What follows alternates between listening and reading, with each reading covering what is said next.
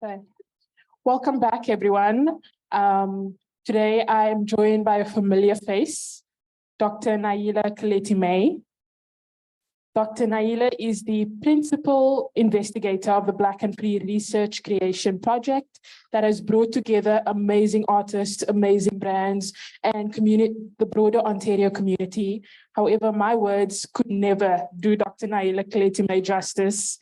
So I'm going to let Dr. Naila introduce themselves and the amazing things that they do. She may not even do it justice, if I'm just saying.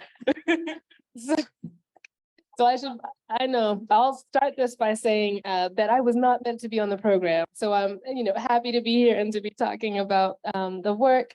I am an associate professor in the Department of Communication Arts at the University of Waterloo.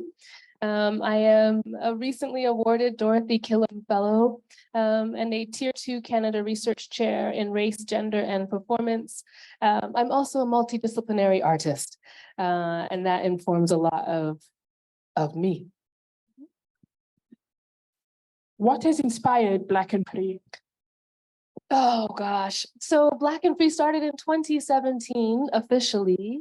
And it was I was thinking about what I wanted to do with the rest of my career and my life. It was near a birthday, so I was in a moment of deep reflection about purpose, and it was then that I decided that I wanted to spend the rest of my artistic and professional career thinking about Blackness and freedom. And that's when I started using the hashtag Black and Free, because I felt it just like so clearly and simply stated what I wanted to think about and work on. And then from there, it developed into, first, it was a pilot course that I did called Black and Free. And I did that for a few years while I started writing grants to be able to expand the project. And now Black and Free is actually the name of a course on the undergraduate calendar at the University of Waterloo. And so, yes, I started in 2017, but it was only maybe in the last year or so that I remembered that one of my first poems as a child was called Freedom. And then I also remembered that my first album that I released in 2001 is called Freedom, which is about freeing the mind. So while Black and Free started in 2017, I think for me, it started as a child in terms of my interest in and thinking about freedom. Thank you. Yes, just a little antidote. I think I've let you know. The first time I was in conversation with Dr. Naila, it was for the interview for the undergrad RA, and you beautifully explained what inspired Black and Free. And I think from that moment, I was so excited to be a part of the research team. And I think everybody a part of the research team can attest to what I'm saying, that you've inspired so much of us from that passion, just genuine passion for the work and for the people that you engage with. So I just want to say thank you. Thank you. I also, think that I have the best research team in Ontario, Canada, I would argue the world. Just really thoughtful, smart people who care. And it shows in all of your work. Thank you. Why do you think it's important for a project like Black and Free to bridge the gap between the academic and community spaces? And art too. For me, those bridges are so necessary because I've been on the outside of them, right? So I worked for a long time. I didn't go into graduate school thinking I wanted to be a professor. I actually graduated from my undergrad and thought I was finished. I left, I graduated, it was done, it was my big moment, accomplishment, check, move on. And I worked in the sector as an artist and an educator and working in communities, and had a small cultural production company in Montreal for a while. And then I was led back to pursuing an MFA because I felt that I couldn't quite access the resources I wanted to access, and I couldn't quite get done what I wanted to get done. And then I did an MFA because, in part, well, I'm an artist, but also because it was a terminal degree. So that was supposed to mean that from there I would have access to teaching in universities as well, which I was interested in because I've just been teaching for a long time in informal ways. And And then I got my MFA and I was like, okay, yeah, now I'm really done school. Like I'm done, right? And went out into the world, was doing my thing and still could not mobilize those resources. I kept being called to perform at the end of it, like after everything had already been organized and discussed, I was called in like as entertainment, which I understand, but I wanted to be part of the thinking, the conceptual parts. And there was a way in which my expertise weren't recognized without a particular kind of degree, without degrees. And I also found out that while an MFA was terminal, the realities of the market from speaking with people on hiring committees was that the expectation was that you had a PhD if you wanted to have a tenure track job. And so a couple years after that, I decided to do my PhD. And that's how I moved into academia. And then trying to bridge the art with that, right? So I know what it's like to be an artist. I've also seen things from the side of being a scholar or an academic. And I was raised by people who were raised by people who were working in community all the time. You would have your job, but you were always working in community and always volunteering and always connected in some kind of way and always organizing. So that notion that you're supposed to use whatever skills you have within your community is just been like generational. And I also think it's definitely part of what Black artists have long done and what Black scholars have long done too. So for me, the links are quite like obvious insofar as they make sense, because so much of Black art and Black studies and Black communities is about wanting to improve the lives of Black people, knowing that if we improve the conditions of our lives, then we are necessarily improving the conditions of other people's lives too, because we are addressing the violence, the trauma, the histories of inequity. And if we address those things, then all of our qualities of life improve. Yeah. That is beautiful. What advice do you have for young and emerging artists and academics as well? Lillian Allen said yesterday, duck. Right? She was like, you gotta duck if you're at an institution. And I think that there is something to that. Like my advice is to stay incredibly focused, because there will be a lot of challenges that will look to move you off of your path. And there are ways in which the things that you may imagine doing have either been done before or haven't been done before and haven't necessarily been imagined in the same way, and that can generate a lot of different responses from people. You know, some of them positive, some of them negative. And so I think it's about like trying to listen to yourself, what you feel called to do, the things that you feel that you should, be doing and that you're interested in doing. And sometimes it's also about like just working on those dreams without necessarily sharing them all over the place. Because sometimes that sharing or being really thoughtful about who you share that with, because of how it can be taken up.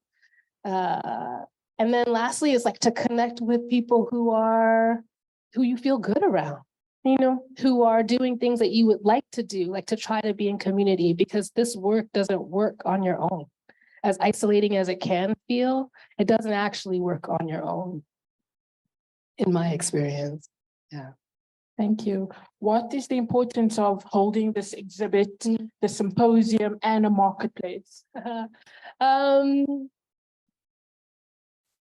So in 2019, one of the ways I thought of developing Black and Free was through partnering with other people. As the theme for me is access to resources and mobilizing resources, right? Like that's an ongoing theme of what I've been in pursuit of for as long as I can remember, really. It drives a lot of my decision-making. And so the idea of being able to bring together partners with different areas of expertise who already have infrastructure in place, that have venues, that know how to publicize things, that already have audiences, and thinking about how to map and connect with those organizations was what drove the idea for the project and developing it in one of these ways back in 2019. And then, as you well know, Darnella Frazier recorded the video of the murder of George Floyd. and circulated it online, and people around the world mobilized, and we are now in a wave of companies and institutions reckoning with the ways in which their practices have long been deeply anti-Black and anti-Indigenous, and thinking about what does it mean to make those changes. And so in many ways, the project I think it has, for some people, more resonance now, because there's a way in which, through the work of grassroots activists and people who are willing to be out on the streets in a pandemic, doing the difficult work of organizing and mobilizing and demanding social change, putting their bodies on the line to do that work, has created new hires, new training, new spaces, new openness that we are benefiting from now, 3-4 years, and will continue to for years to come. The Black Studies programs that have come out, it was also through, the unearthing of the graves of Indigenous children. And those are stories that were in Indigenous communities for generations. They all knew that those people were there, and had been trying to get the public attention to that. And that didn't happen, just as Black people have long known the challenges that exist and have been advocating for that to be brought into the public square. So we are in a moment through, the result of a global pandemic and the really deep and generous, I think, work of activists who are on the streets. I know some folks think of them as being a nuisance, right? But what does it mean to really to do that work, to be on the line like that? And that's what has been the generator of change for so many generations. It's about people mobilizing. So Black and Free is coming out of, or perhaps, is one of the, has benefited is such a difficult word to use. But I think that its resonance is more alive now for some. And then I think in terms of partnering with other organizations too, it was always all about that. Like Young People's Theater, they know how to make theater for young people. So it's like, can we talk about Black and Free? Like, can we talk to young people about theater and use Blackness and freedom as the theme? Ken Seiling knows how to advertise and put on work and transform a space. And so here we are doing that. We're also partnered with the museum in Kitchener-Waterloo, who is well adept at doing weekly series. And so we did a weekly series where the focus was on Blackness and freedom and on Black artists. So over and over again with the Edge that we're partnering, they already do a retreat on university and college campuses as part of their programming for their 16 to 19-year-old participants. So Black and Free is mapping on to what a grassroots organization has already determined is successful. And so we'll be hosting that retreat at the University of Waterloo. So in many ways, it's not about trying to do something necessarily differently. It's about listening to what people are already doing that is working, or saying, can we use these resources in another way? Thank you. As you mentioned in your opening, you said that this Black and Free project is sort of your imagination come to life. And so this curation has been unique in that it's organized based on ideas and not finished work. So this is a bit of a layered question. Can you say a bit about the curatorial decisions that you made? How do the works speak to each other, and sort of what ties them all together? Mm-hmm. Okay, so curatorially, it's the call was out to artists, and we tried to reach as many artists as we can and could. This is a multi-year project and partnership. Really excited about that. So we're partnering with each of these partners through until 2026. This is our first time partnering with our first event that we're doing here at Ken Seiling, but we will be working annually over the course of, I guess that's 3 more years to do programming. So the call has gone out, and there will be another call for artists that will be circulated in the coming months. So I ask you to look out for that on our socials and to share it within your communities. One of my dreams for Black and Free is my grandmother crocheted and sewed. I would love for us to be able to reach and access senior artists, people who may not think of themselves as artists, but who have been making things their whole lives, who've been sewing for people their whole lives, who've been crocheting training for their whole lives. We say in the call that it's not just about those who've been formally trained, because we know through history and we know from generations that Black people have been making things regardless of whether or not has been recognized by particular institutions or particular modes of training. I'm hopeful one day through the process of this multi-year partnership that we will also see even younger people, like children who love art and make art, like that there is room for that, as well as room for the established artists who have all of the training and all of the exposure, right? So the call is really just to create whatever you want to make in your modes of creation. And in terms of choosing from the applications, it was thinking about the strength of their components, the clarity of their vision, because it's all like conceptual at that moment, because it is new work. So those were some of the things that drove those decisions.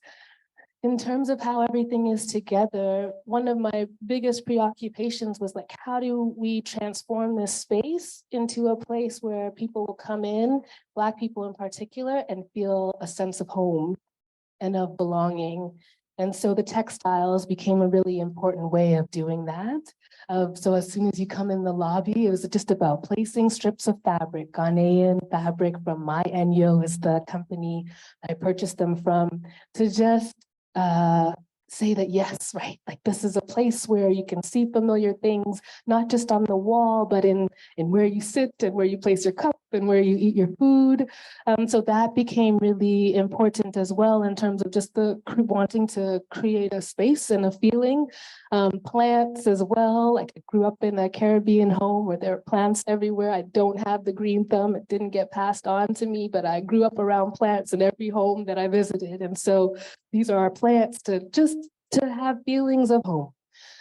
So that became important too, just a space to think about how to move museum spaces that have often been quite exclusionary, as we well know, and as our various academics and artists have articulated over generations, of places of not feeling belonging.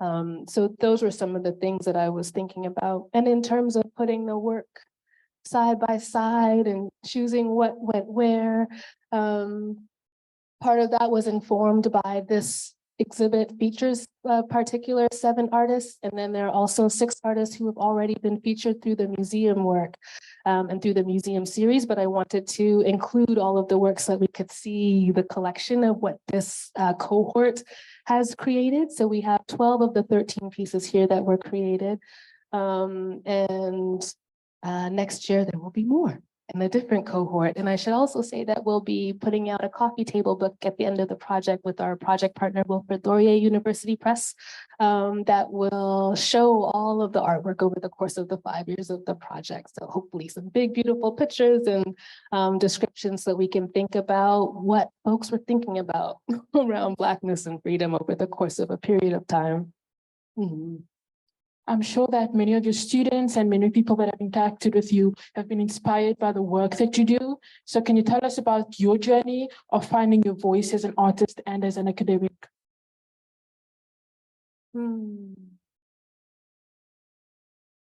It's ongoing, right? Like I can't talk about my voice as an academic without, looking to Dr. Andrea Davis, who's somewhere in the space, who was a professor at York University, where I did my MFA and my PhD. And then I can't think about that without thinking about Dr. Leslie Sanders, who taught Dr. Andrea Davis, and who I also was able to be taught by Andrea. And I think that, so my journey is about mapping on to generations and understanding myself in relation to and as part of an ongoing, long-standing tradition, so that it's not just me, the individual in this moment, but that I'm part of something, right? Part of generational work, carrying on other people's legacies and trainings through my own work, and then also trying to articulate my own expressions and ideas and thoughts through that. So that has been central. I also can't talk about like my academic work without thinking about like my grandmother and my mother and my father, who weren't trained as academics, but who very much created a space of interrogation and of conversation. I think of her sayings, the sayings that I grew up around, things like, study your books more than you study man. Which was about like focus on your education. Things like you can have all the education in the world, but if you don't have common sense, you have nothing, right? So as much as there was a focus on excellence and the academics, it was also like you need to be able to function in the world. You have to have common sense. Like it's not enough to just be book smart. We wanted the whole package. So that is part of it too. And then as an artist, one of the key points for me actually for both was I was fortunate in 2003 to have a conversation at the African Canadian Playwrights Festival. And it was just a conversation outside with Governor General Award-winning Janet Sears, who was running the festival. And I was telling her about, I don't know if I should do my MFA. I don't know if I should try to be an academic. I don't know, what I should do. And I think I have to pick one. And she just, as I've told you, Celine, Janet said to me, you don't have to pick. If it's all inside of you, then there's a way to make it all possible.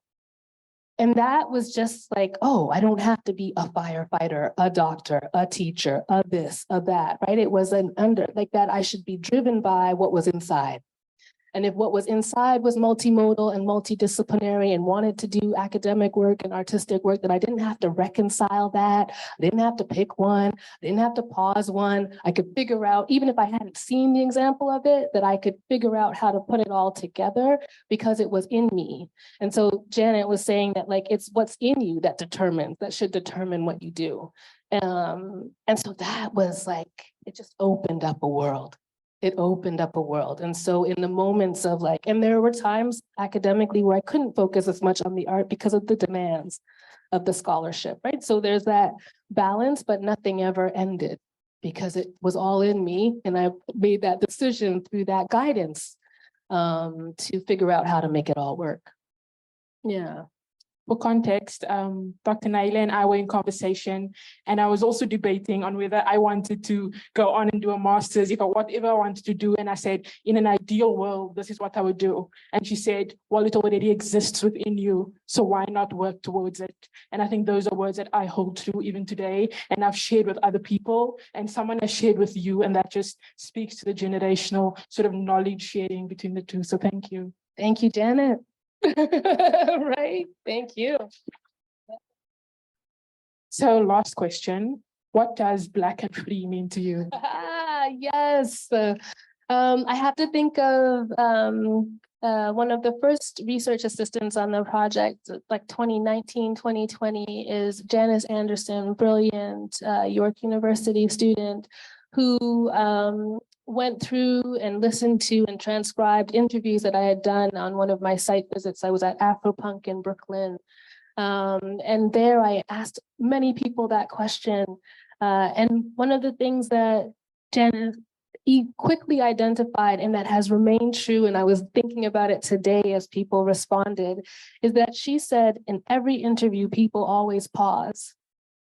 Folks who are working in the sector and who are like working often in terms of restorative justice, or like didn't matter what their thing that they were doing was, that when they were asked that question, they paused, and that she noted these long silences as folks looked to pull the words together or articulate what it meant. And I've seen it over the course of these last couple of days and in other interviews that I've done. And it's what brought me to the project in the first place. There's something about that and that it's not, we know how to be, we feel like we can articulate in many ways.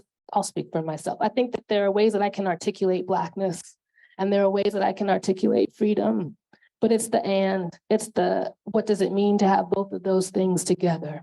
That really is like the driving for me. And I think that that's part of where the silence comes from. Like, what does it mean when these two things are together? So I often actually, even as you'll see here, the and is capitalized because it's not about Black, free. I want them together in this lifetime, in this lifetime. That's what the generations of work has been about. And so for me, Black and free, it means that it's, and as I silence and pause, right? I've been sitting with this question for years. I can't think about that without thinking about the prison industrial complex. I can't think about that without thinking about detention centers. I can't think about Black and free without thinking about Black people on boats that are capsizing across shores, oceans all around the world as we flee one place of violence to try to get to another place of violence, right? That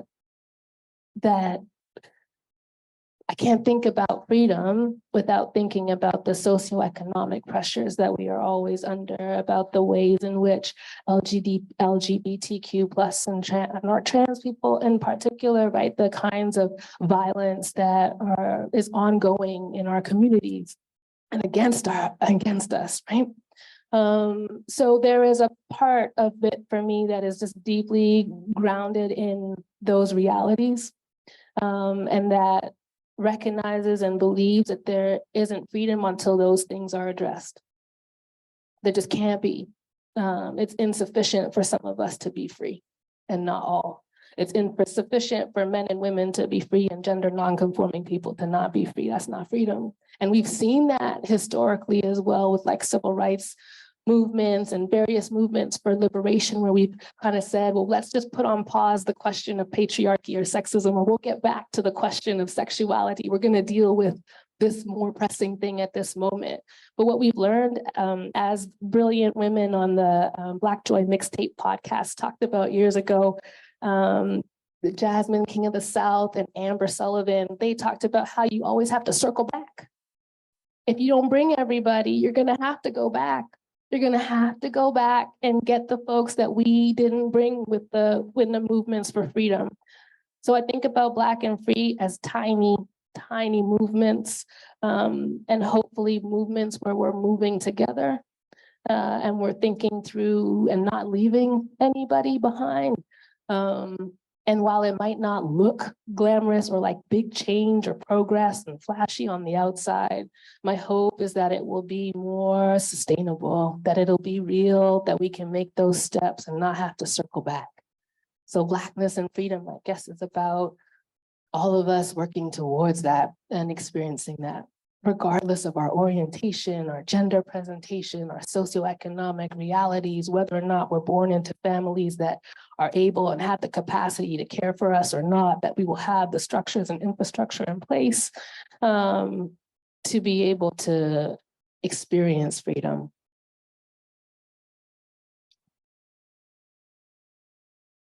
Thank you so much. Now we'll take questions from the audience. Yes, please. Oh, I think we need a microphone. Could you just come forward? Thank you.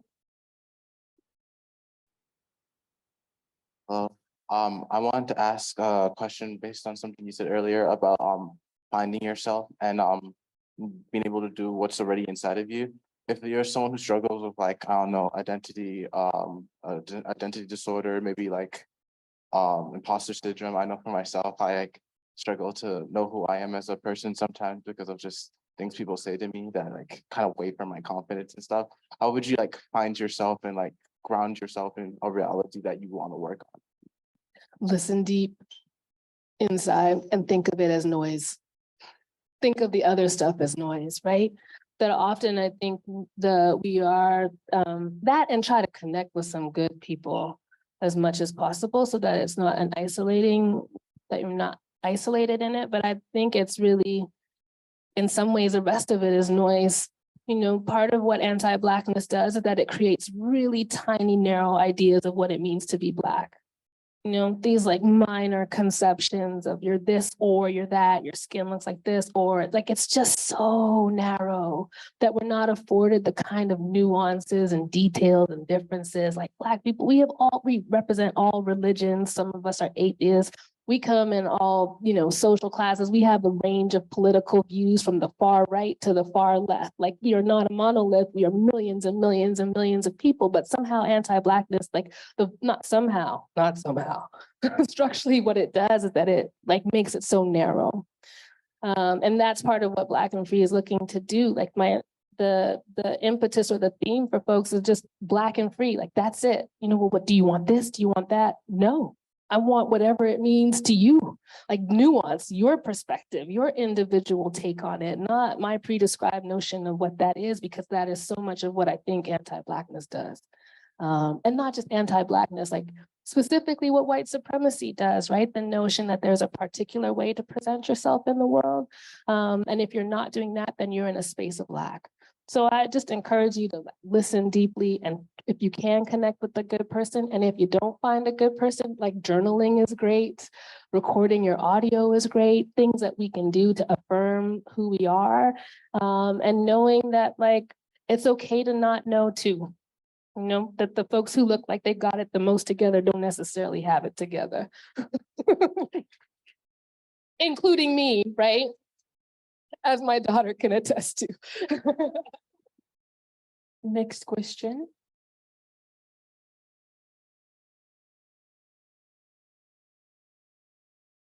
Hi, Naila. Hi, Jaleesa.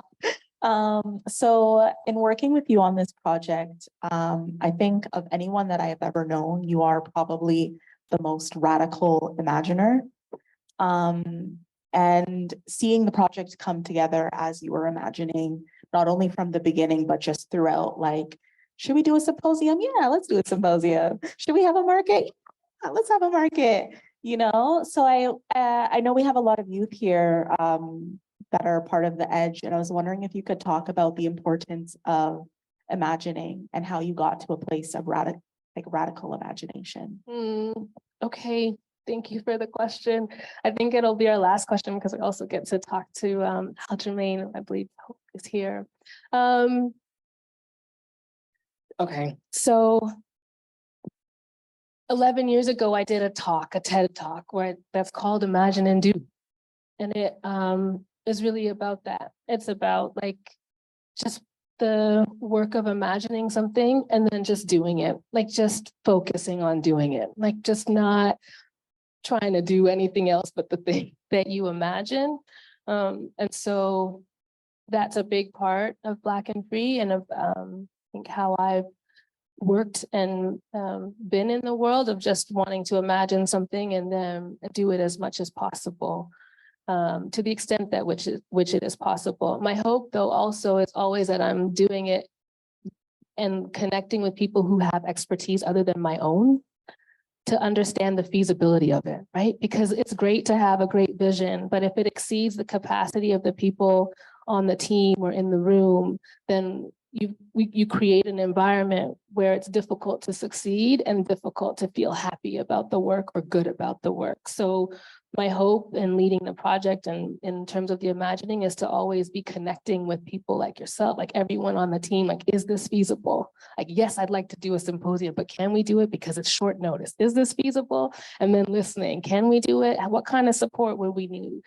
Yes, we want to do a market because my grandmothers were business owners and entrepreneurs, as was my father, as is my sister, right? We have a lot of entrepreneurs in our family and in our generations. And so when I look at the market, I'm yes, because we need to be circulating money in our communities. We need to be doing this. And this is if we're going to talk about art, we got to talk about commerce. We're going to be here, and we got to figure out how to move money through the communities as well.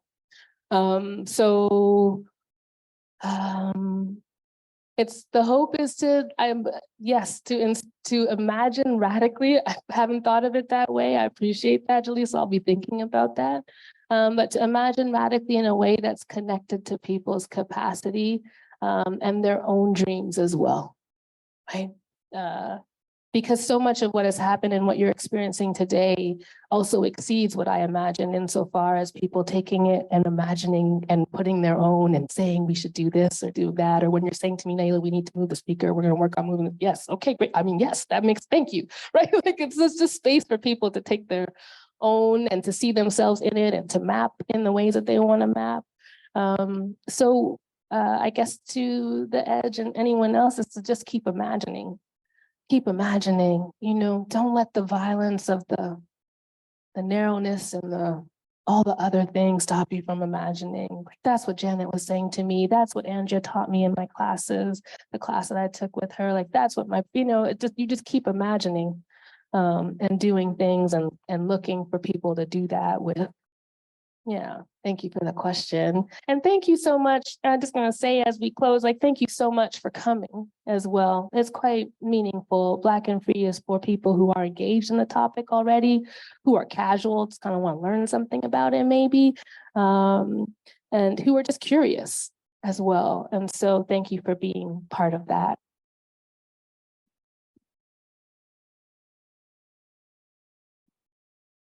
For people curious, how can they connect with you and the project as well? Well, you have to connect with the project. So that's through Instagram, Black and Free _. On Facebook, we're Black and Free 1.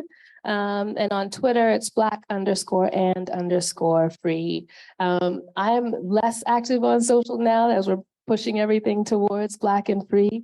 So the best way to connect with the project is that way. Yeah. And our email address too, blackandfree@uwaterloo.ca. So that's a great way if you have something that you're thinking about and want to map onto the project in some way, please drop us a line. Our awesome project coordinator, Charlie Starr, cares for the inbox, and we'll be in touch, with me as needed too. Thank you again. Could we take a last round of applause?